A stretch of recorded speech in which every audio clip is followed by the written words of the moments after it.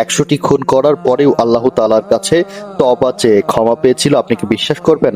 হ্যাঁ, আপনার বিশ্বাস হওয়া উচিত, কারণ ইসলামিক সত্য গল্পগুলোকে বলার চেষ্টা করে থাকি। তো চলুন এবার শুরু করা যাক। বনী ইসরায়েলের যুগে একজন ব্যক্তি ছিল, বিশেষ করে তাকে খুনি বলা যায়। একজন খুনি ছিল যে ব্যক্তিটি 99টি মানুষকে হত্যা করেছিল, এবং এই 99টি খুন করার পরে তার মনে যখন অনুশোচনা এসেছিল তখন সে একজন আবিদের কাছে গিয়েছিল। আর আবিদ এবং আলিমের মধ্যে কিন্তু এক প্রকার পার্থক্য আছে। আলেম হচ্ছে যে সব সময় ইসলামের পরিপূর্ণ কথাগুলো বলে থাকে, আর আবিদ হচ্ছে যে সৎ পথে চলে এবং সত্য কথা বলার চেষ্টা করে থাকে সব সময়, কিন্তু ইসলামের খুব বেশি ধারণা তার ভিতরে নেই। যখন এই খুনি এই আবিদকে বলেছিল যে আমি এরকম ভাবে 99টা খুন করেছি, আমি কি আল্লাহ সুবহানাহু তাআলার কাছে ক্ষমা চাইলে ক্ষমা পাবো, তখন আবিদ তাকে সরাসরি বলেছিল, না না, আল্লাহ সুবহানাহু তাআলা তোমাকে ক্ষমা করবে না।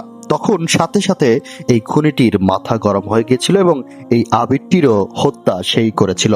এরপরে সে যখন 100টি খুন করলো তখন তার মনের ভিতরে আবারও খারাপ লাগা শুরু করলো। এবার সে আগের থেকে বহুগুণে তওবার জন্য উঠে পড়ে লাগলো। তার অন্তরের ভিতরে কিছু অংশ হলেও ভালো ছিল, সুতরাং এই সময়ে সে খোঁজ করলো যে কাকে জিজ্ঞাসা করা যায়। সে জানতে পারলো এক আলেমের কথা। সে সেই আলেমের কাছে গেল এবং বলল, আমি 100টা মানুষকে হত্যা করেছি, আল্লাহ কি আমাকে ক্ষমা করবেন? এই প্রশ্নের উত্তরে আলেম বলল, হ্যাঁ, তোমার আশা আছে। তুমি যদিও 100টি খুন করেছো, তবুও আল্লাহ তাআলার দরবারে তোমার তওবার দরজা এখনো খোলা আছে। কিন্তু আলেম সাহেব আরো একটি কথা বললেন, যেটি ছিল শর্তের মতো।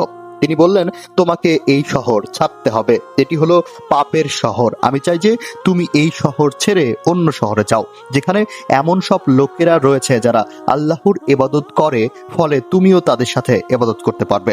আলেম বুঝতে পেরেছিল যে এই লোকটি যতক্ষণ এই শহরে থাকবে ততক্ষণ পর্যন্ত সে পাপ কাজ করতেই থাকবে, যদিও বা সে তওবা করে, কারণ সে খুন করার প্রতি আকৃষ্ট হয়ে গেছে, ঠিক একজন ড্রাগ অ্যাডিক্টের মতো। যতক্ষণ পর্যন্ত একজন নেশাগ্রস্ত ব্যক্তি সেই একই পরিবেশ, একই সঙ্গ, একই গ্রুপের মধ্যে থাকবে, যদিও বা সে ব্যক্তি তওবা করে, তারপরেও সে একই কাজ করতেই থাকবে। তাকে পরিবেশ বদলাতে হবে, কারণ তার চারপাশের সবকিছু সেই নেশার সাথে সম্পর্কিত।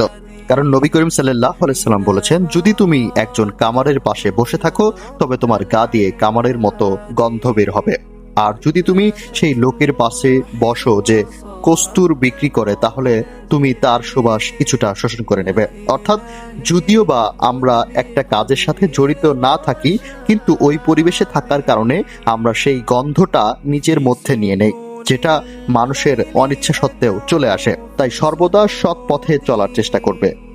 আর আলেমের কথা শুনে ওই খুনিটি যখন অন্য শহরে যাওয়ার যাত্রা শুরু করেছিল, পথমধ্যেই আল্লাহ তাআলার ইচ্ছাতে ওই ব্যক্তির প্রাণ চলে গিয়েছিল, ওই ব্যক্তি মারা গিয়েছিল। এবং যখন সেই ব্যক্তিটি মারা গেল তখন দুই দলের ফেরেশতার ভিতরে লাগলো এক প্রকার তর্ক। কারণ একটা মানুষ মারা যাওয়ার পরে ওই ব্যক্তিটির যদি ভালো গুণ থাকে তাহলে ভালো ফেরেশতারা আসে, আর যদি খারাপ গুণ থাকে তাহলে খারাপ ফেরেশতারা তার জান কবজ করার জন্য আসে।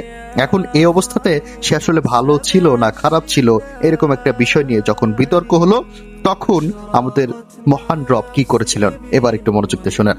শাস্তির ফেরেশতারা বললেন, এই লোক আমাদের, কারণ সে এখনো তওবা করেনি, কবুল হয়নি, তার সদিচ্ছা ছিল কিন্তু সে সেখানে পৌঁছতে পারেনি।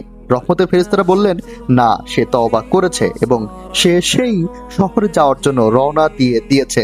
তো দুই দলের ফেরেশতারা এইভাবেই বিতর্ক করছিল।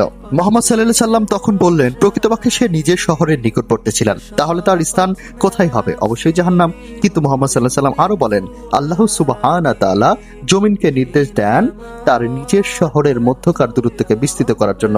তার বলতে ওই লোকটির কথা বলা হয়েছে, এবং ওই লোকটি অন্য শহরে যে যাচ্ছিল সেই অন্য শহরের মধ্যকার দূরত্বকে সংকুচিত করার কথা আল্লাহ তাআলাই বলেছিলেন। যখন ফেরেশতারা মাপতে আসলেন তখন তারা সেই ব্যক্তিকে অন্য শহরের দিকে নিকটবর্তী রূপে পেলেন, এবং আল্লাহ সুবহানাহু তাআলা তাকে ক্ষমা করলেন এবং তাকে জান্নাতবাসী করলেন। সহিহ বুখারী হাদিস 3470। এখানে একটি জিনিস বোঝার আছে, সেটি হচ্ছে আল্লাহ তাআলা চাইলে ওই খুনি ব্যক্তিটির প্রাণ ওই ভালো শহরের সামনে নিতে পারতেন, কিন্তু কেন নিলেন না? কারণ আপনাদেরকে বোঝানোর চেষ্টা করেছে যে আল্লাহ তাআলা চাইলে যে কোনো মানুষকে, যে কাউকে ক্ষমা করতে পারে, সবই আল্লাহ তাআলার হাতে।